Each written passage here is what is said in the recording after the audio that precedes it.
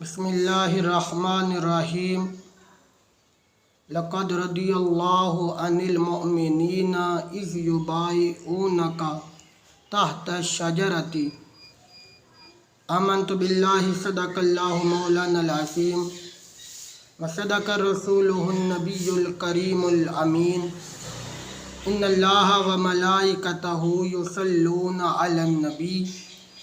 یا ایھا الذین آمنوا صلو علیہ وسلموا تسلیما صلاۃ و سلام علیک یا رسول اللہ وعلی آلک و صحابک یا حبیب اللہ صلاۃ و سلام علیک یا رحمت للعالمین وعلی آلک و صحابک یا خاتم الانبیاء والمرسلین۔ اللہ تبارک و تعالیٰ کا دین اسلام پر، دین محمدی پر بڑا احسان ہے،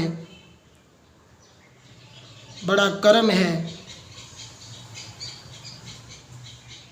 کہ جب آقا صلی اللہ علیہ وآلہ وسلم کو اعلان نبوت کا حکم ہوا تو ابتدائی دور تھا،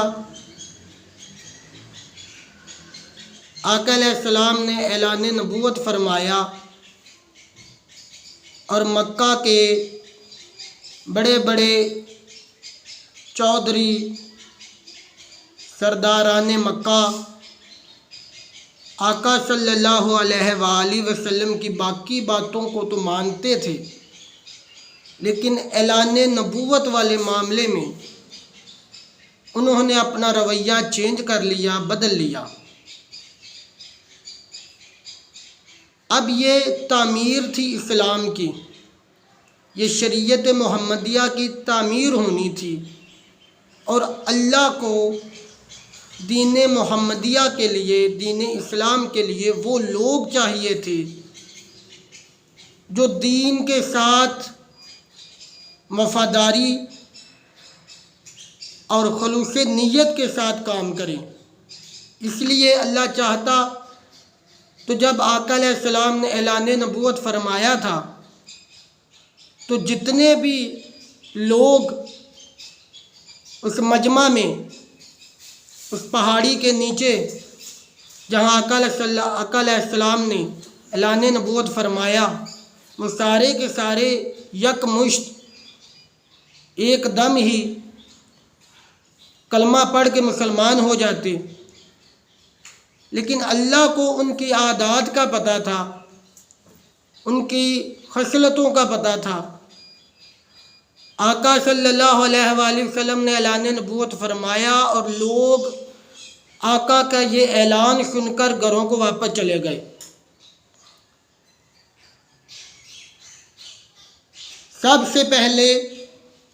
اعلان نبوت پر آمنا وصدقنا کہنے والے جناب صدیق اکبر،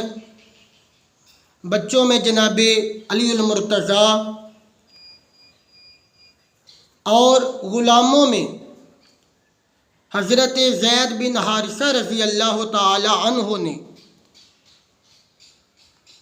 لبیک کہا۔ آقا صلی اللہ علیہ وآلہ وسلم کی آواز پر لبیک کہا، آقا صلی اللہ علیہ وآلہ وسلم کے اعلان پر آمنا وصدقنا کہا اور کلمہ پڑھ کر دین اسلام میں آ گئے۔ اب یہ جو لوگ شامل ہوئے تھے یہ وفادار تھے، اور آخری دم تک انہوں نے یہ بات ثابت کیے رکھی کہ ہم نے آقا صلی اللہ علیہ وآلہ وسلم کا چونکہ کلمہ پڑھا ہے، اور اس لیے ہم جو کلمہ، جو عہد ہم نے کر لیا ہے اس پر ہم پورا اتریں گے انشاءاللہ، اور ہم نے تا دم آخر وہ سارے معاملے پر رتی برابر بھی آقا صلی اللہ علیہ وآلہ وسلم کی بات سے اپنی بات کو اہمیت نہیں دی۔ اب ان 3 لوگوں کے بعد جناب صدیق اکبر نے ایک کاوش کی، ایک کوشش کی، اور حضرت عثمان غنی رضی اللہ تعالی عنہ کو مصطفیٰ کریم علیہ السلام کے دین کی دعوت دی، جو کہ انہوں نے فوراً ہی قبول کر لی۔ اور آج کا میرا یہ موضوع، یہ ٹاپک بھی یہی ہے، حضرت عثمان غنی رضی اللہ تعالی عنہ کی شان اور ان کی فضیلت کو بیان کرنا۔ آج چونکہ 18 ذی الحجہ ہے اور آپ رضی اللہ تعالی عنہ کی شہادت کا دن ہے، تو میں نے یہ پروگرام بنایا، یہ سوچا ہے کہ آج کا یہ ٹاپک حضرت عثمان غنی رضی اللہ تعالی عنہ کی نظر کر کے ان کی بارگاہ اقدس میں اپنی حاضری لگوائی جائے۔ حضرت صدیق اکبر رضی اللہ تعالی عنہ کے کہنے پر دین اسلام میں وہ داخل ہوئے، اور داخل اس طرح ہوئے کہ آپ نے اپنا سارا قبیلہ، سارا کچھ دین اسلام پر قربان کر دیا۔ جو آیت میں نے پڑھی یہ حضرت عثمان غنی رضی اللہ تعالی عنہ کی شان میں ہی آئی ہے کہ جب صلح حدیبیہ کے لیے آقا صلی اللہ علیہ وآلہ وسلم نے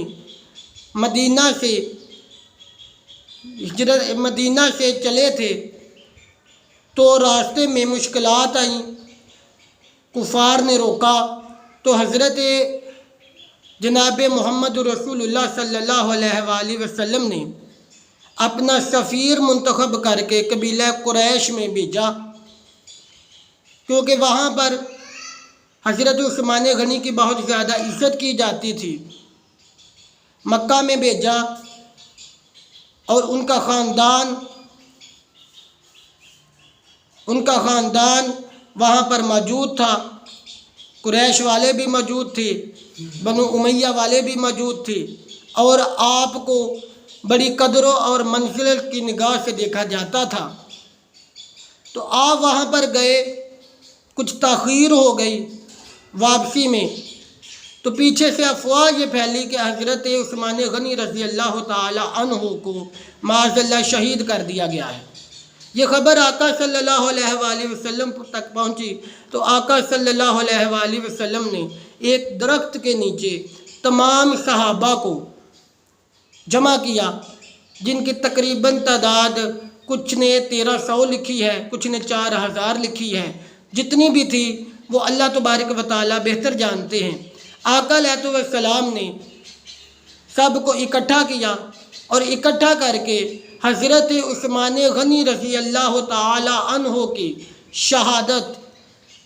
اگر آپ نے فرمایا کہ اگر عثمان شہید ہو گئے ہیں تو ان کی شہادت کا بدلہ ہم اپنے جانیں دے کر لیں گے۔ تو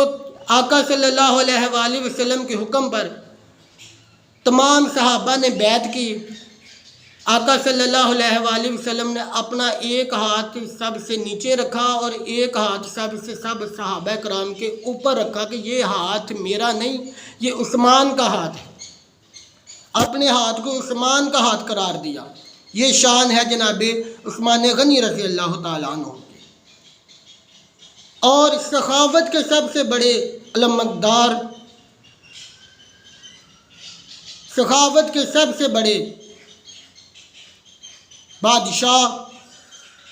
دین اسلام کو سب سے زیادہ سپورٹ انہوں نے کیا ان حالات میں کہ جب ابھی اسلام ابتدائی ایام میں تھا، جب مکہ سے ہجرت کی نا مدینہ میں، تو مسجد کے لیے جگہ چاہیے تھی۔ آقا علیہ السلام نے وہ جگہ خریدی، جگہ خرید کر وہاں پر اپنی دعوت و تبلیغ کا آغاز کیا۔ وہاں پر ہی فوجیوں کو مشق کروائی جاتی تھی، اسی کے اندر تربیت بھی کی جاتی تھی، گویا کہ اسلام کا مرکز وہ مسجد نبوی ہی تھا۔ جیسے جیسے تعداد بڑھتی گئی صحابہ کرام کی، جگہ کم ہوتی گئی، تو گنجائش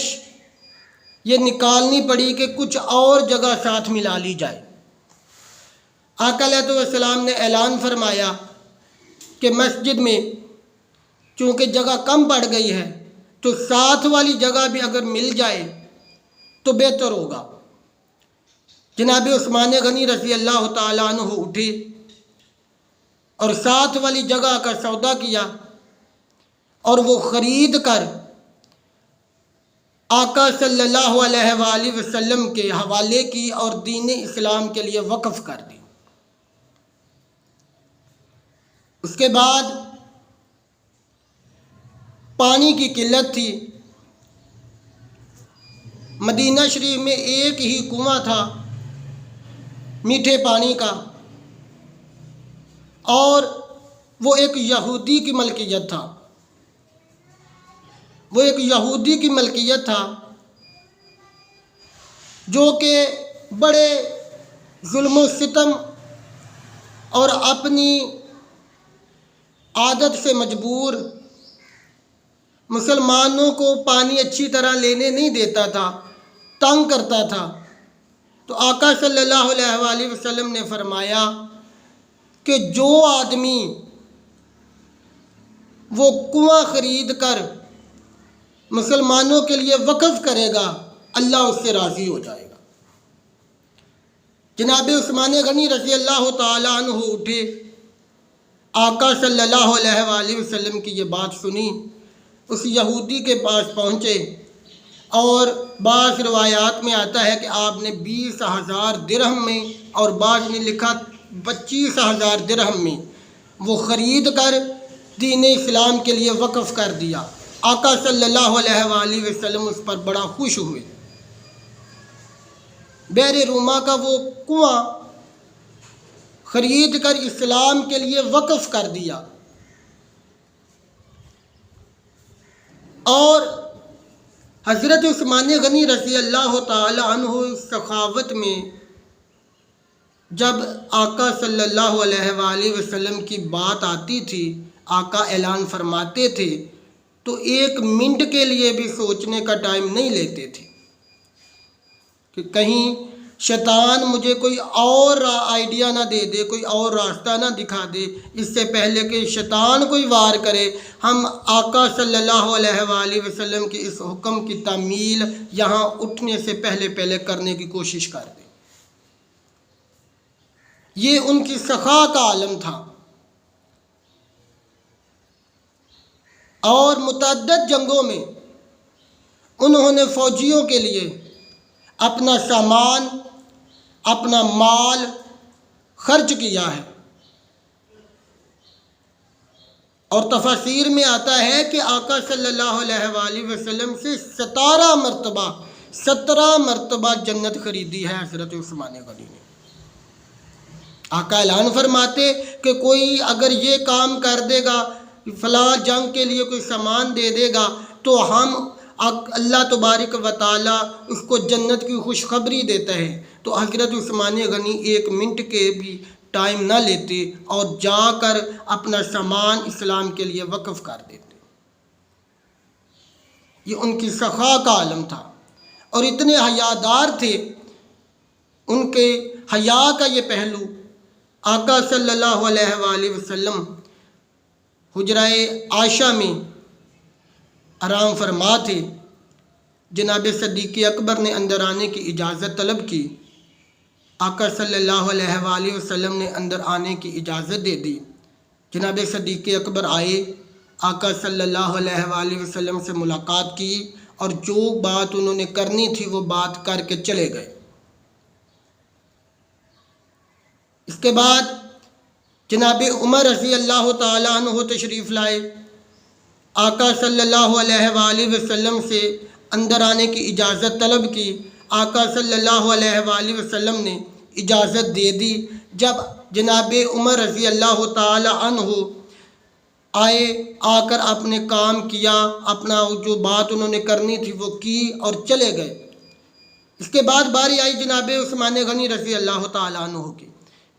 آپ نے باہر کھڑے ہو کر آواز لگائی، آقا صلی اللہ علیہ وآلہ وسلم سے اندر آنے کی اجازت طلب کی۔ آقا صلی اللہ علیہ وآلہ وسلم نے اجازت دینے سے پہلے اپنا وہ سارا جو سیٹ اپ تھا، آقا علیہ السلام ایسے لیٹے ہوئے تھے، آپ اٹھ کر بیٹھے، اپنے سارے کپڑے درست کیے۔ جناب عائشہ رضی اللہ تعالی عنہا کو بھی حکم دیا کہ آپ بھی اپنے آپ کو سمیٹ لیں، عثمان آنے لگا ہے۔ عثمان غنی رضی اللہ تعالی عنہ اندر تشریف لائے، اپنا بات کی، اپنا جو ان کا مسئلہ تھا، جو بات تھی وہ کی اور چلے گئے۔ جناب عائشہ صدیقہ رضی اللہ تعالی عنہ ان کے جانے کے بعد حیرت سے پوچھنے لگی، یا نبی صلی اللہ علیہ وآلہ وسلم، جناب عمر بھی آئے، صدیق اکبر بھی آئے، آپ جیسے لیٹے ہوئے تھے ویسے ہی لیٹے رہے۔ جب حضرت عثمان غنی رضی اللہ تعالیٰ عنہ آئے، آپ خود بھی اٹھ کے بیٹھ گئے، اپنا سارا لباس بھی درست کیا، مجھے بھی حکم دیا، اس میں کیا حکمت ہے؟ آقا صلی اللہ علیہ وآلہ وسلم نے فرمایا، عثمان اتنا حیادار ہے، اگر میں اسی حالت میں بیٹھا رہتا اور میرا کوئی حصہ اپنے کپڑوں سے علیحدہ ہوتا، کپڑے اٹھے ہوئے ہوتے، وہ ننگا ہوتا، تو عثمان ٹھیک طرح سے اپنی بات نہیں کر سکتا تھا۔ عثمان نے وہ بات اچھی طرح نہیں کر پانی تھی، اس لیے میں نے اپنا سارا حلیہ درست کیا اور درست کرتا کہ عثمان کو بات کرنے میں کوئی رکاوٹ نہ آئے۔ اور اسی طرح کے الفاظ مسلم شریف کے اندر بھی ہیں، آقا صلی اللہ علیہ وآلہ وسلم بیٹھے ہوئے ہیں، جناب عمر بھی آئے، جناب صدیق بھی آئے، جناب عثمان آئے۔ جب عثمان آئے تو وہ اپنی بات کر کے چلے گئے، اور جناب صدیق اکبر نے جناب عائشہ صدیقہ رضی اللہ تعالی عنہا نے آقا صلی اللہ علیہ وآلہ وسلم سے دریافت کیا کہ یا نبی اللہ صلی اللہ علیہ وآلہ وسلم، کہ حضرت صدیق بھی آئے، عمر فاروق بھی آئے، آپ نہیں ہلے، جب عثمان آئے تو آپ کیوں ہلے ہیں؟ آپ نے اپنا لباس کیوں درست کیا ہے اور مجھے کیوں حکم دیا ہے؟ آپ نے فرمایا، میں اس سے حیا کیوں نہ کروں جس سے فرشتے بھی حیا کرتے ہیں۔ آج کا دن جناب عثمان غنی رضی اللہ تعالی عنہ کے حوالے سے تھا۔ آج 18 ذی الحجہ ہے اور ان کا یوم وصال ہے۔ آقا صلی اللہ علیہ وآلہ وسلم کے بڑے پیارے صحابی ہیں۔ آقا صلی اللہ علیہ وآلہ وسلم احد پہاڑ پر کھڑے تھے کہ احد پہاڑ ہلنے لگا۔ آقا صلی اللہ علیہ وسلم نے اپنا پاؤں مبارک یوں زور سے مارا اور فرمایا، تجھے پتہ نہیں کہ تیرے اوپر ایک نبی، ایک صدیق اور 2 شہید کھڑے ہیں؟ یہ شان ہے جناب صدیق عثمان غنی رضی اللہ تعالی عنہ کی۔ دعا ہے اللہ تبارک و تعالی ہمیں صحابہ کرام کے زندگیوں پر، ان کی حیات مبارکہ پر پوری طرح عمل کرنے کی توفیق عطا فرمائے۔ ہمیں، ہمارے معاشرے کو، ہمارے نوجوانوں کو، ہماری نوجوان لڑکیوں کو، نوجوان لڑکوں کو، ہماری آنے والی نسلوں کو حضرت عثمان غنی رضی اللہ تعالی عنہ کی سیرت کو اپناتے ہوئے حیادار اور کھلے دل کا مالک بنائے، اور ہم ہر بات شریعت مصطفیٰ صلی اللہ علیہ وآلہ وسلم کے دائرے میں رہ کر صحابہ کرام کی تعلیمات پر عمل کرتے ہوئے گزاریں۔ آخر دعوانا الحمد للہ رب العالمین۔